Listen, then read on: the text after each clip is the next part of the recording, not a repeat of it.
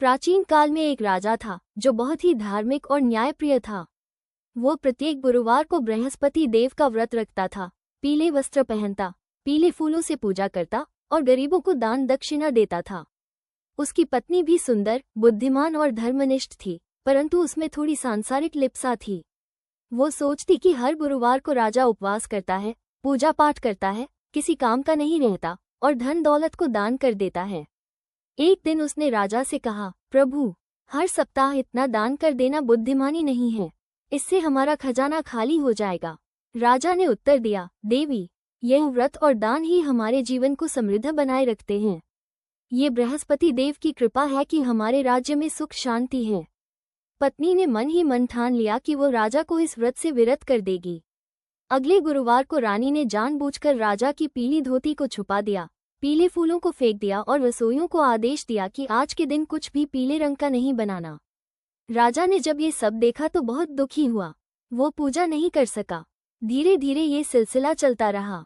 रानी ने राजा को बृहस्पति व्रत से पूरी तरह विमुख कर दिया। कुछ ही समय में राज्य में परेशानियां शुरू हो गई।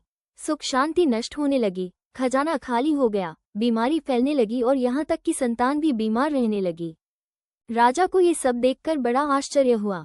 उसने सोचा कि ऐसा क्या हुआ जिससे ये सब विपत्ति आई। एक रात उसे स्वप्न में बृहस्पति देव के दर्शन हुए। उन्होंने कहा, हे राजन, तुमने मेरे व्रत का त्याग किया, इसी कारण ये सब विपत्ति आई है। राजा ने सुबह होते ही अपनी पत्नी से सब कुछ स्पष्ट रूप से पूछा। रानी ने गलती स्वीकार की और दोनों ने मिलकर फिर से बृहस्पति व्रत करना आरंभ किया। पीले वस्त्र धारण किए, पीले फूलों और चने की दाल से पूजा की और पीले मीठे भोग अर्पण किए। कुछ ही समय में राज्य में पुनः सुख शांति लौट आई, खजाना भर गया और संतान स्वस्थ हो गई। इस घटना के बाद दोनों ने जीवन भर बृहस्पति व्रत का पालन किया और राज्य भी समृद्ध बना रहा। इस कथा से हमें ये शिक्षा मिलती है कि धर्म और आस्था के मार्ग पर चलने से जीवन में आने वाली परेशानियां दूर होती हैं। बृहस्पति देव की कृपा से व्यक्ति का भाग्य प्रबल होता है और जीवन में शुभता आती है। व्रत और पूजा केवल कर्मकांड नहीं होते, वे आंतरिक विश्वास और संयम का प्रतीक हैं।